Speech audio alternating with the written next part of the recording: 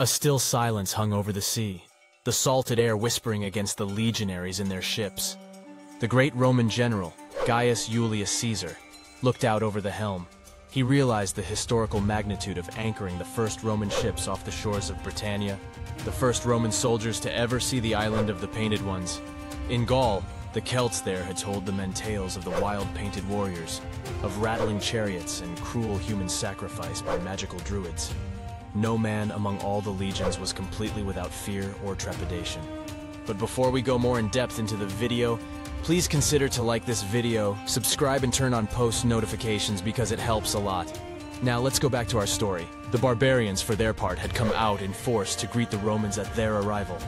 Warned by Gaulish cousins and tribesmen, the Celtic tribes of southern Britannia gathered together a mighty host. Arrayed upon the beach were thousands of painted warriors, blasting Carnaic's war horns with dreadful tones. Among them went back and forth bands of druids chanting curses in the name of foreign, perhaps bloodthirsty gods. Terrifying chariots, long since abandoned in warfare by most, rattled noisily across the plains, their wheels glimmering with sharpened animal horn or iron blades.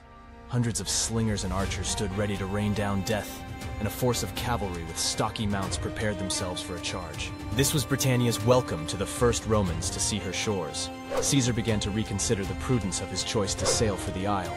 He heard murmuring among the men, fearful whispers and hushed tones of dismay. A centurion standing near Caesar, seeing the foe, spoke to his general. "Domine, these circumstances, our men are altogether untrained in this mode of battle. Can we expect that our men will be capable of exerting the same vigor and eagerness which they had shown so well in Gaul?" Caesar stood silently a moment, his gaze fixed on the shore. He turned slightly to the centurion, his face set in flint. "Indeed, these Celts seem rather different than those we faced in Gaul. The Aedui warned us of this, and I expected it." He pauses for a moment, his eyes closed as his brilliant mind whirled. "However," he began, turning completely to meet the centurion's gaze, "my legions are among the best and greatest of Rome. Time and again, they have proved themselves worthy of Hector himself. They will do so again." At this, Caesar raised his hand high and gave the command to go ashore and create a formation on the beachhead.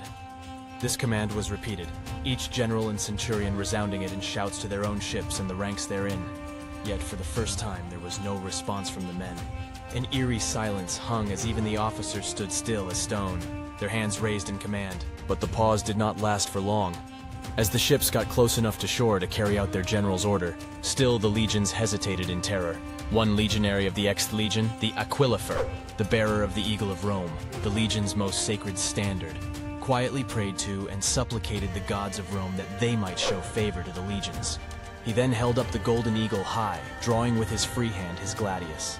The golden eagle and silver blade flickered in the sunlight as the Aquilifer yelled back to his fellows, still stricken with terror. "Leap forth, fellow soldiers, unless you wish to betray your eagle to the barbarians.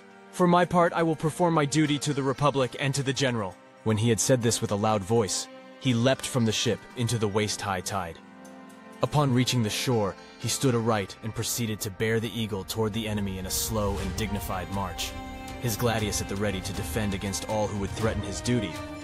It was then that the onlookers realized that the Aquilifer was marching to the horde of barbarians, all alone. The men turned to one another and spoke with renewed valor. "Come, brothers, let us defend the eagle." Others cried out, "Let not such a disgrace fall upon us." A surge of soldiers leapt into the waves, hurrying to form around the lone Aquilifer, who already was being shot at by stone and arrow. Slowly but surely the legions embarked and formed their disciplined, unconquerable lines. But the barbarians were upon them speedily, the elite war guards of the chieftains rushing to take the eagle. One screaming painted warrior leapt over the shields, his spear aimed at the Aquilifer as his other hand prepared to grab the eagle. With one swift slash, the Aquilifer separated the soldier's offending hand from his arm, and with a second thrust smote him down to the ground dead. The men cheered and shouted, "Exsurge Mars!" as they pressed harder forward. First they repelled the warriors on foot, their disciplined ranks immovable against the crash of fanatical bodies, their gladii dripping with barbarian blood. Then came the cavalry, aiming to break the lines. These they repelled in tight formation, using their pila to drive away the untrained steeds, who, rearing up, let their riders fall to their doom. At last charged the chariots, their wheels rattling and swishing the air with bone and blade. The legionaries opened ranks, letting the hapless chariots through to their shock. On command, they launched their pila at horse and driver, bringing the terrible weapons to a screaming halt. At last, unable to drive the brave Romans back into the sea, and having underestimated the mettle of their foes, the barbarians retreated en masse towards the fields and forests of their homeland. Some brave Romans wished to make pursuit, but Caesar halted them in their zeal. "Chase them not! We must wait until the horses land. Maintain ranks!" The legions obeyed and began to set up their now victorious encampments.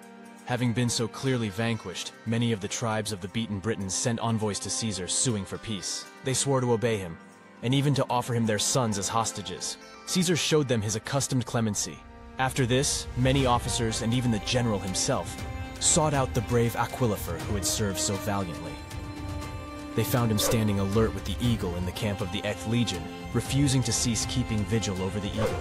Upon his discovery, Caesar approached him, offering him wealth, rank, and title upon their return to Rome. But the Aquilifer demurred, saying, "I thank you, General, for your offers and your praise. But I did only my duty. All I desire is to bring honor to Rome. All I think about is all I can do for her. So I obeyed my orders, nothing more." Caesar regarded him with mild astonishment. He then smiled and said, "Then what would you have, brave soldier of Rome?" The soldier turned to meet his general's gaze, only to return to my farm, my wife, and my children, as well as to offer sacrifice of thanks to the gods. Caesar nodded gravely and promised to himself that he would remember this man when the general entered the temple of Jupiter, Optimus Maximus. "So you have asked, brave Roman, and so shall it be," he said. The Aquilifer nodded in gratitude, saluted his general, and stood back aright, his hand tight around the eagle standard shaft.